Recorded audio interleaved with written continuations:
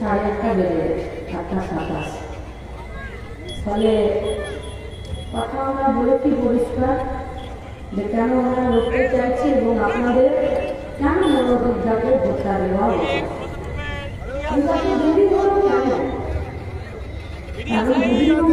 যিনি ভোটে দাঁড়িয়েছেন তার ভোটাঙ্গটায় দুধ এমন ফেটেছে আর ছেড়েছে যে দিদি রোজ সেলাই করতে আসছে। এখন এই রাতে আপনাদের কাছে আমার একটাই প্রশ্ন, জিতবো তো আমরা? দেশকে বাঁচাতে পারবো তো? সেলিব্রিটি নয়, কে বলে? খেতে গেলে খেত মজুরের মজুরি বৃদ্ধির আন্দোলনে লোকের রচনাকে পাবেন না পাবেন মনোবিদটাকে। জুট মিলের কারখানা থেকে শুরু করে ডানলপের কারখানা, এখানে যদি লাল ঝান্ডা নিয়ে বাম কংগ্রেস নিয়ে আর যদি কেউ লড়াইয়ের ময়দানে থাকে তার নাম হলো মনোদীপদা। কলেজের গেট থেকে শুরু করে রেলের কর্মচারীরা, সরকারি কর্মচারীরা, তাদের যদি অধিকারের দাবিতে লড়াইয়ের রাস্তাতে মিছিলে আমাদের পায়ের যদি ধুলো ওড়ে, সেই ধুলোর সামনে যিনি থাকেন তিনি হলেন মনোদীপদা। জিতবো তো আমরা? কারো শক্তি নেই বিজেপিকে ফিরে দিল্লিতে সরকারে নিয়ে আসা। ও হাতি বেঁধে দিলেও আসবে না, আসবে না। জিতবো আমরা। আর পশ্চিমবঙ্গে তৃণমূল কংগ্রেসের সরকারটাকে আমরা আপনাদেরকে কথা দিচ্ছি, পশ্চিমবঙ্গের ছাত্র যুবরা ভালো করে বেঁধে প্যাক করে 26-এ বিদায় জানিয়ে দেবো। এ আর মুখ দেখাতে পারবে কি? জানেন লড়াই মানে? আন্দোলনের পথে, রাস্তায়, মিছিলে যখন পায়ে পায়ে একসাথে যখন হাঁটতে গিয়ে ধুলো ওড়ে, সেই ধুলো গায়ে লাগলে, কলারে লাগলে, কানে, চোখে, মুখে লাগলে তার গন্ধ কেমন হয় ওরা বোঝে?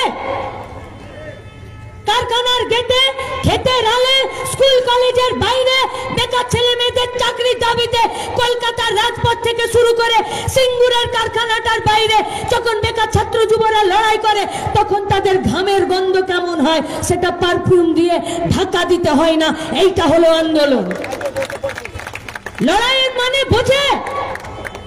যে লড়াই করতে গিয়ে সুদীপ্ত, আনিস, মইদুল্লাহ খুন হয়ে গেলে তরতাজা জলজান্ত ছেলেগুলোর লাশগুলো যখন মরা কাটা, লাশ কাটা ঘরে ঢোকায় আর যখন দমে সেই শরীরটা সেলাই করে দেয় আর বের করে নিয়ে আসে, তখন কাঁচা মাংস আর রক্তের গন্ধ, কাঁধে যখন সহযোদ্ধার লাশ বইতে হয় তার গন্ধ কেমন হয় বোঝে ওরা?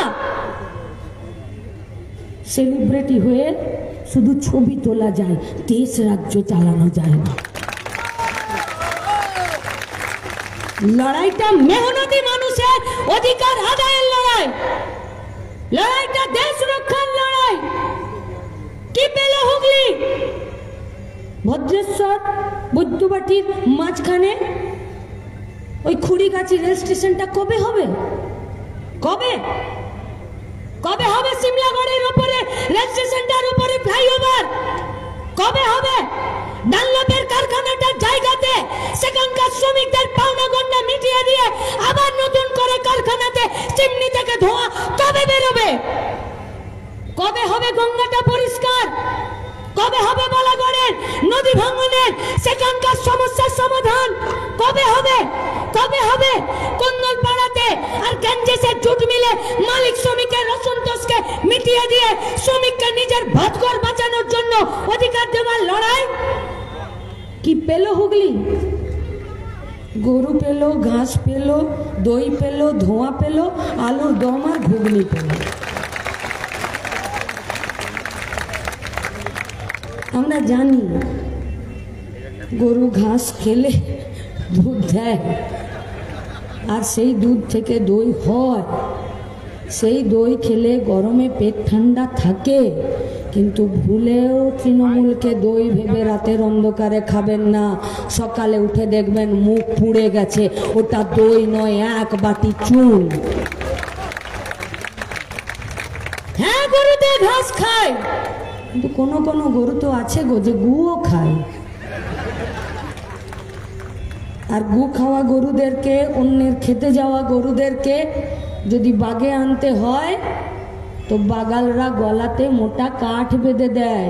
ঠাকুমা শিখিয়েছিল ওটাকে হোড় বলে। আমরা বলছি গু খাওয়া গরুরা যদি সাবধান না হও মনোদীপদা পার্লামেন্ট যাবে আর হুগলি এই গু খাওয়া গরুগুলোর গলাতে হোড় আর মোটা কাঠটা বেঁধে দেওয়ার দায়িত্ব আমরা নিচ্ছি। ভরসা রাখুন নিজের উপরে, ভরসা রাখুন আমাদের উপরে। তাই বাম কংগ্রেসরা জোট বেঁধেছে। কার গায়ে আলকুশি পড়ছে আর তো চুলকানি কি প্রয়োজন আছে? আপনারা বিছুটি পাতা জানেন নাকি? ঘষে দিলে চুলকায়। আলকুশি জানেন না? জানেন? ও ঘষতে হয় না, এরকম হাওয়া দিলে গাছে লটকে থাকে, আপনি যার গায়ে লাগা লেগে যায়।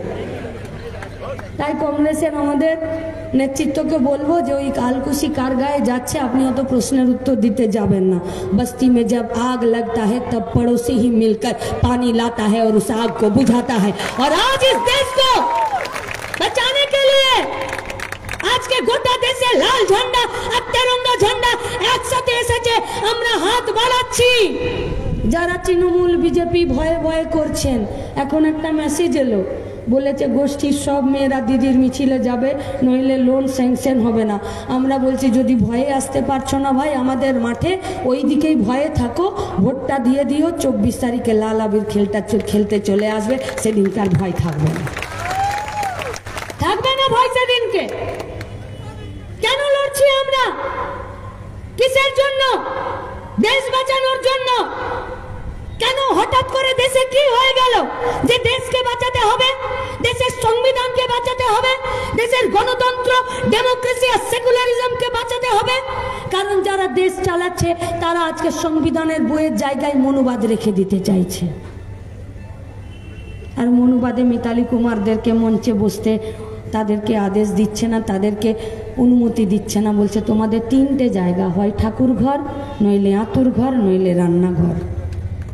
বহু কষ্টে আঁতুর ঘর থেকে বেরিয়েছি, তুমি চাইলেই আমি ঢুকবো না। সমানে সমানে লড়াই হবে।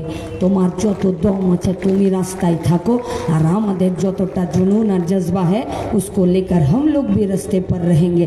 हम लोग भी देखना चाहते हैं এই ভারতের এই পশ্চিমবঙ্গের মায়েদের বুকের পাটা বেশি না এখানকার কুলাঙ্গার বেটাদের পাটা বেশি। লড়াইটা হবে। কি দেখছে গোটা দেশের লোক?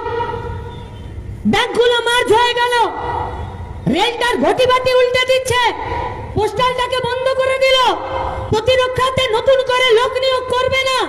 যা আইন ছিল সেই আইনগুলোকে প্রতিদিন পাল্টে দিচ্ছে বিজেপি সরকার। লাস্ট 10টা বছরে এমনও দিন গেছে যে দুদিনে 15টা বিল পাস করেছে আর 6 মিনিটে 18টা বিল পাস করেছে। ইতনা क्या জলদি পড় গয়া?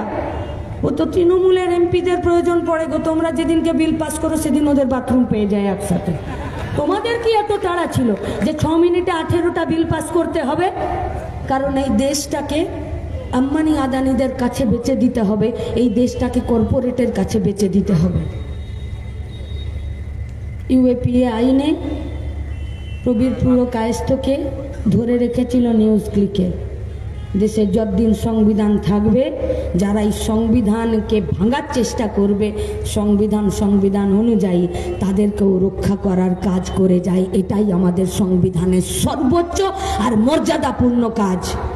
তাই প্রবীর পুরো কায়স্থকেও এই সুপ্রিম কোর্ট, এই বিচার ব্যবস্থা, এই সংবিধান তাকেও জেল থেকে বের করে নিয়ে এসেছে আর পরিষ্কার করে বলেছে যে তোমাদের এফআইআর, তোমরা যা বলেছো, তোমরা যেভাবে তাকে জেলে বন্দি করে রেখেছো, সব কটা অন্যায়। কিন্তু এটা কি শুধু না, তো ডাবল কার পানসারে কালবুর্গি গৌরী লঙ্কেশ ওদেরকে খুন করে দিয়েছে।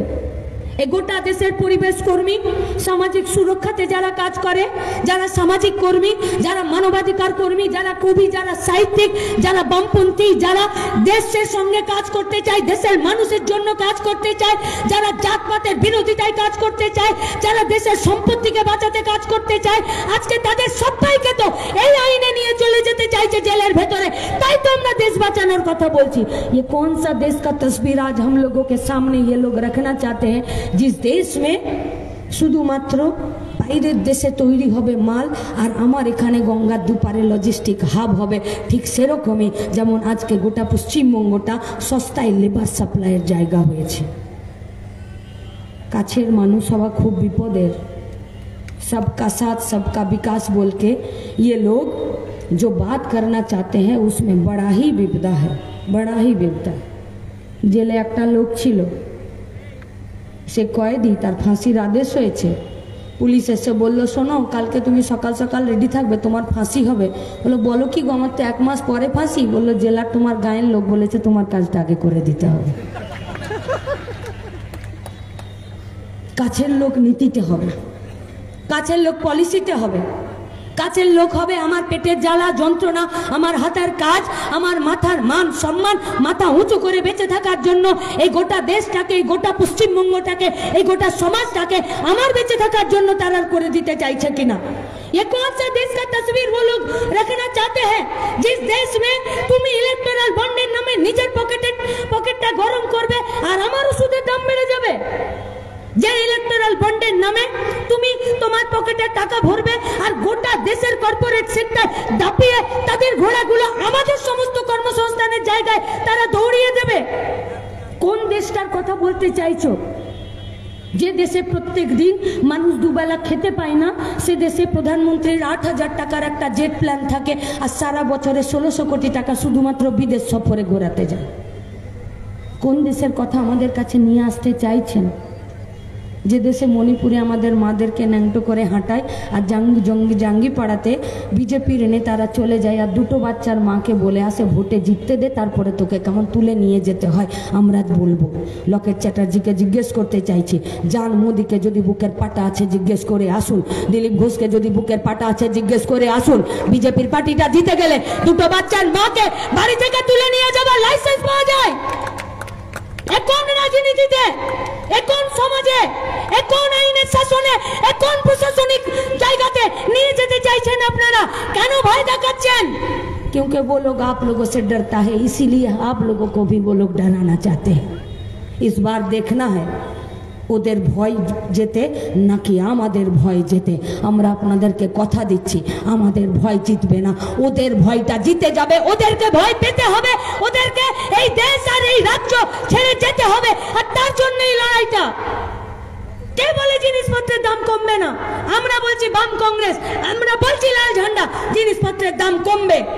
দায়িত্ব নেবার জায়গায় মনোদীপ দ্বারা যাবে পার্লামেন্টের ভেতরে, পাড়ার কথা যেদিনকে পার্লামেন্টে পৌঁছাবে যে সেদিন জিনিসের দাম কমবে।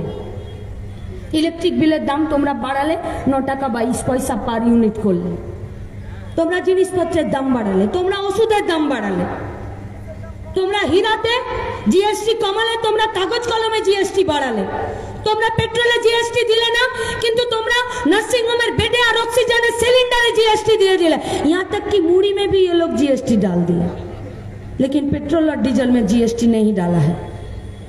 বাম কংগ্রেসের সরকার হবে, এনডিএ গভর্নমেন্ট, ইন্ডিয়ার গভর্নমেন্ট হবে, আর সেই সরকারের প্রথম কাজ থাকবে যে আম্বানি আদানিদের পকেট গরম করার জন্য যে পেট্রোল ডিজেলটা আজকে 45 টাকায় পাওয়ার কথা, সেই পেট্রোল ডিজেলটা তোমরা তোমাদের বাবার সম্পত্তি বলে 105 টাকায় দেশের আর রাজ্যের পেট্রোল পাম্প থেকে বিক্রি করছো, সেটা 45 টাকাতে নিয়ে আসার দায়িত্ব আমাদের রইল। আর যে টাকাটা ওখান থেকে বাঁচবে সে টাকাতে ভর্তুকি দেবে, দিয়েছে লাল ঝান্ডা পশ্চিমবঙ্গের মাটিতে। কে বলে যায়নি? এই আজকালকার মিডিয়া, যারা ইতিহাস জানে না, এই আজকালকার মিডিয়া যারা টিভিতে, আচ্ছা শুনে নিন, এরা টিভিতে যেগুলো দেখে সেগুলো সিরিয়াল, ওগুলোকে সিরিয়াসলি নেবেন না, নেবেন না সিরিয়াসলি, কারণ ওরাও শ্রমিক, বেচারাদের কিচ্ছু করার নেই। আর এই পরিযায়ী এবং কন্ট্রাকচুয়ালের যুগে কে নিজের মালিককে চটাতে চাই বলুন? দানা পানি বন্ধ হয়ে যাবে। তাই ওদের উপরে রাগ নয়, কিন্তু টিভির পর্দায় ভোট হবে না, হবে না টিভির পর্দায় ভোট, ভোট হবে না খবরের কাগজে, ভোট হবে না এত উঁচু মঞ্চ তৈরি করে সামনে ক্যামেরা থেকে দুটো মাইক্রোফোন থেকে এখানে আমাদের কথা লাইভ করে নিয়ে চারদিক থেকে আলো আমাদের মুখে রেখে আর এখানে চারিদিকে চেন ফ্ল্যাগ আর ঝান্ডা লাগিয়ে ভোট হবে না। ভোট হবে কোমরের দমে, ভোট হবে বুকের পাটায়, ভোট হবে বুথে আমাদের কর্মীদের জান কবুল লড়াইয়ে। আর সেই লড়াই আপনারা থাকবেন, এটা আমাদের বিশ্বাস। কারণ এই পার্টি আমাদেরকে ভরসার বিশ্বাস করতে শিখিয়েছে, এই পার্টি আমাদের, এই পার্টি লড়তে শিখিয়েছে, এই পার্টি মাথা ফাটতে যেমন শিখিয়েছে, মাথা ফাটাতেও শিখিয়েছে যদি প্রয়োজন পড়ে।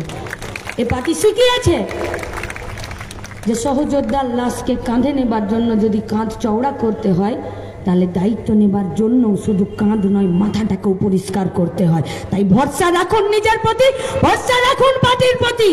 2024-এর পরে পুরো পশ্চিমবঙ্গের আর দেশের নকশা পাল্টে যাবে। রাস্তায় থাকবে পশ্চিমবঙ্গের মেহনতি মানুষেরা, গোটা ভারতবর্ষের খেটে খাওয়া মেহনতি মানুষেরা, আর পার্লামেন্টের ভিতরে দীপশিতারা থাকবে, বিপ্লবরা থাকবে, মনোদীপরা থাকবে। লড়াই হবে সমানে সমানে।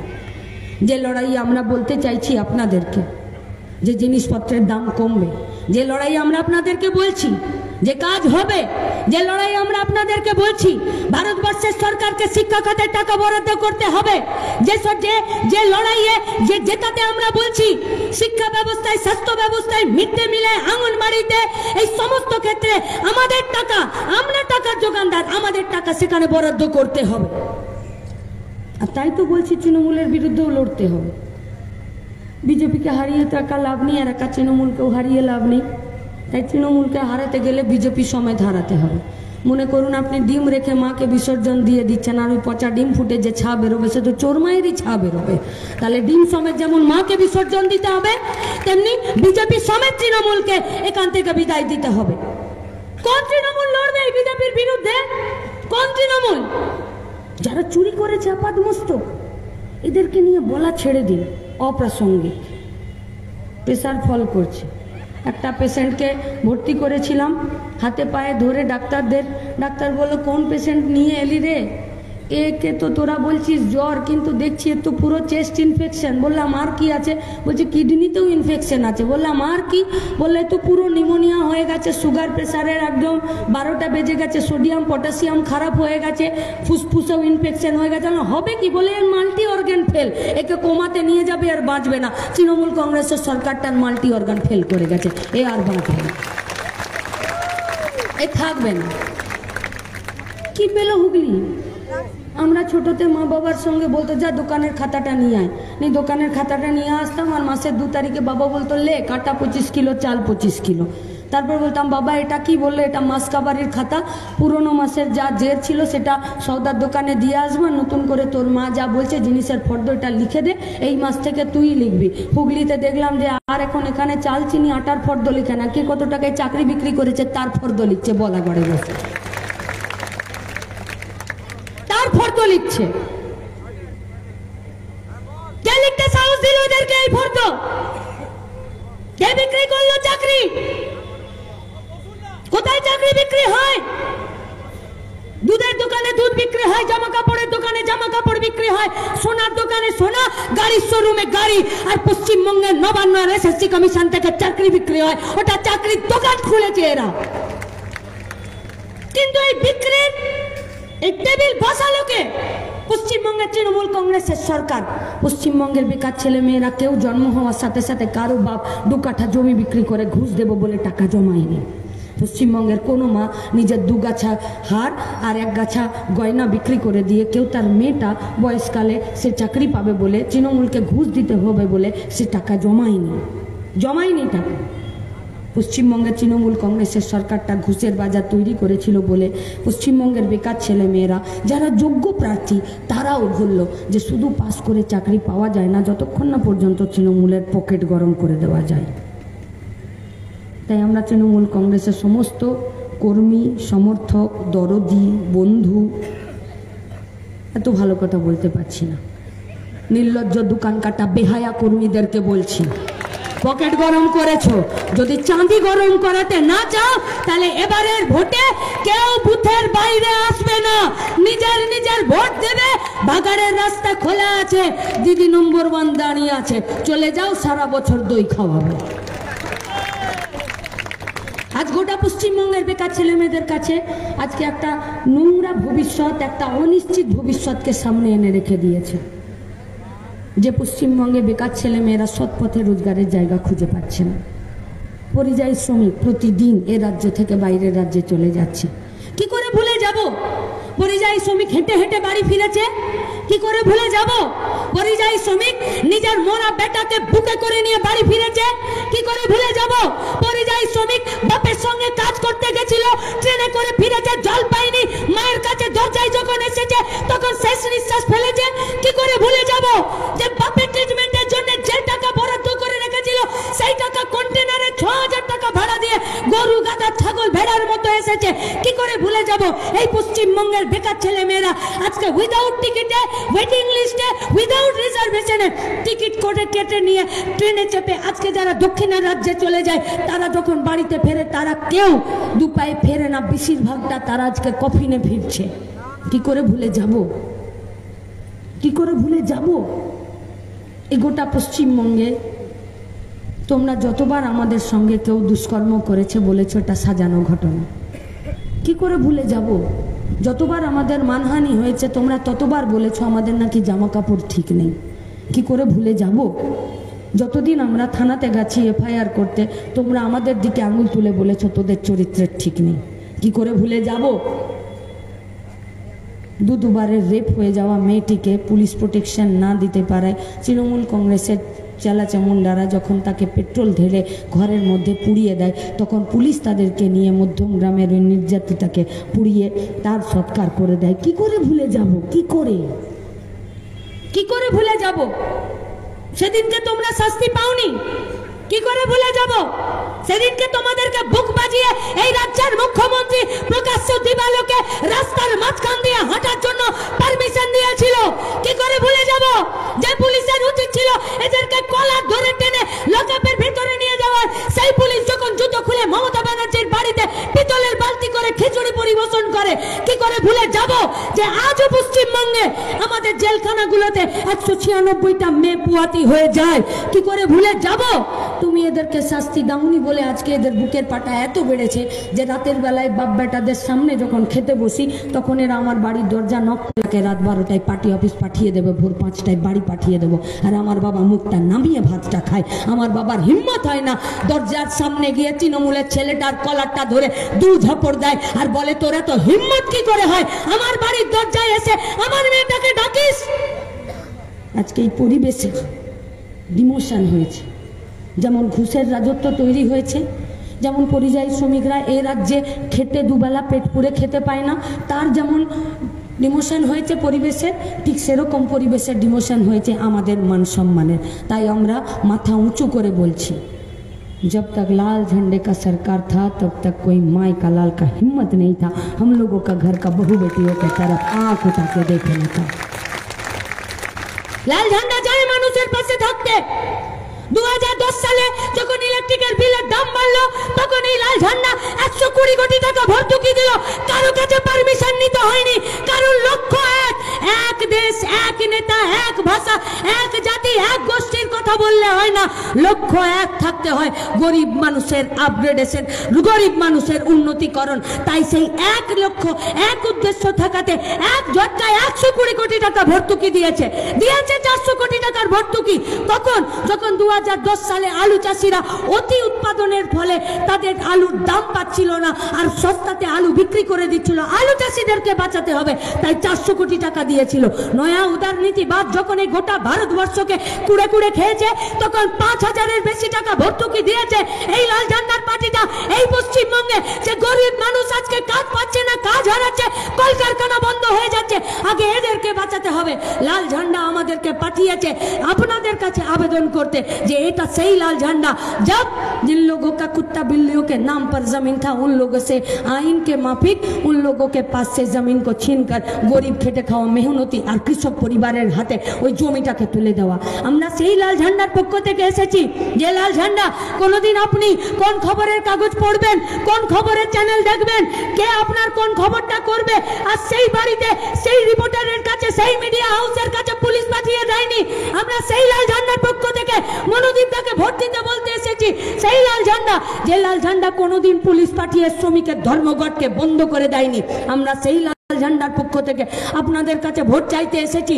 যখন দেখেছি একটার পর একটা পঞ্চায়েতের ভোট, একটার পর একটা পৌরসভার ভোট, বিধানসভার ভোট, লোকসভার ভোটে এক একটা বুথ, এক একটা ওয়ার্ড, এক একটা বিধানসভাতে বামেদের বিরুদ্ধে ভোট যাচ্ছে, কিন্তু কখনো পুলিশকে দিয়ে বলেনি এ পাড়ার ভোটটা বন্ধ করিয়ে দে। আমরা সেই লাল ঝান্ডার পক্ষ থেকে এসেছি। কেউ আমাদের গায়ে আঙুল দিতে পারবে না। 34টা বছরের নির্দিষ্ট সময়ে স্কুল থেকে শুরু করে, কলেজ থেকে শুরু করে বিধানসভার ভোট পর্যন্ত একটা দিনের দেরি হয়েছে। আমরা সেই লাল ঝান্ডার পক্ষ থেকে এসেছি। কারো হিম্মত নেই আমাদের দিকে তাকিয়ে কেউ চোর বলে দেয় আর আমাদের দিকে এক বিন্দু কেউ কালি ছুড়ে দিতে পারে। আমরা সেই লাল ঝান্ডার পক্ষ থেকে এসেছি যে লাল ঝান্ডাটা শিক্ষা ব্যবস্থার প্রতি একটা ভরসা তৈরি করেছিল। তাই গরিব বাপ মায়েরা নিজেদের পেট কেটে, পকেট কেটে, শখ আহ্লাদকে কেটে দিয়ে নিজের বাচ্চা ছেলে মেয়েকে লেখাপড়া শিখিয়েছিল যে ভালো করে লেখাপড়া শেখ।